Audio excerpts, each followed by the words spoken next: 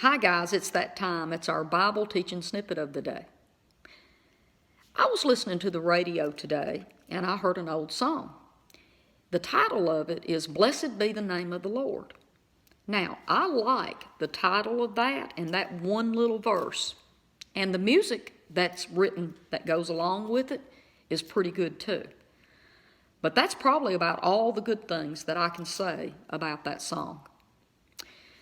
The lyric goes, He gives and takes away, blessed be the name of the Lord.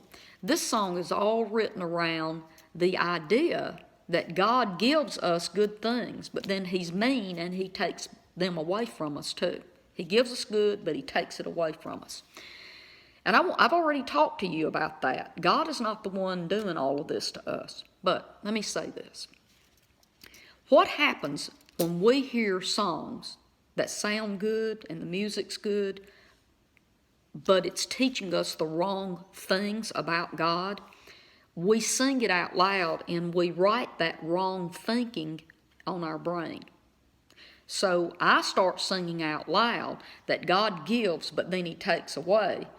Then I hear that a baby has died, and the first thing I want to say is, well, God took the baby. See, that's a lie. That's not true. Okay, I have to teach you a little bit about this song. This song comes straight from the lyrics of this, comes straight out of Job chapter 1, verse 21. Okay, and here it is. This is Job talking. This isn't God talking. This is Job. Job says, I was naked when I came out of my mother's womb, and naked I will be when I return. The Lord gives and the Lord takes away. Blessed be the name of the Lord. Those are the words to and the lyrics to that song. Okay, this is where I have to teach you a few things. I've already told you that we have to rightly divide Scripture. We also have to rightly divide and understand the difference in an old agreement or covenant and our new agreement that we live in now through Jesus. Job is in the Old Testament, and here's something that very few people know. Job was actually set in a time period before the Moses Law. Remember, the Moses Law was do good, get good, do bad, get bad. Poor Job wasn't even under the do good, get good with God. He lived before that covenant was put in place. Now, scholars believe that even before Abraham is when Job was written. Job lived before Abraham or around in that same time period.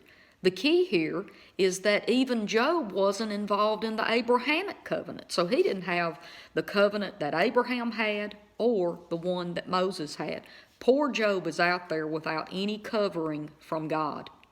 Now, let me tell you, Job is saying this because he lacks revelation and knowledge about God. The poor guy does not know God the way that we do because he didn't have the Bible in front of him, okay?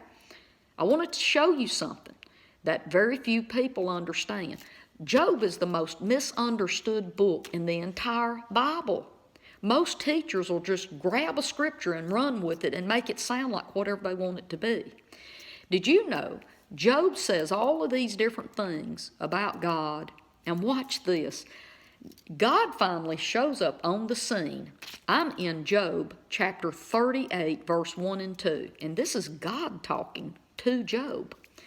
He says, And the Lord answered Job from the whirlwind, and God said, Who is this that makes my purpose unclear by saying things that are not true about me? Oh my goodness. God just answered Job and said, You are talking wrong stuff about me. Here's a confession. If God showed up and said, Faye, you are saying things that's not true about my nature and character, I'd probably wet my pants. But anyway, enough of the joking aside. Well, that might not have been a joke. It might be true. I'd probably be scared if God corrected me like that. But did you know, guys, look, the purpose of my teaching today was to show you how that somebody can take something completely out of context and teach it and sing it, and people believe the wrong thing about God. Now, the Bible accurately records everything, but not everything in the Bible is necessarily true about God, okay? So Job says this about God, and God shows up and asks Job, who do you think you are talking about things that you do not understand, and you're saying things about me that's not true? I hope this has blessed you by knowing this.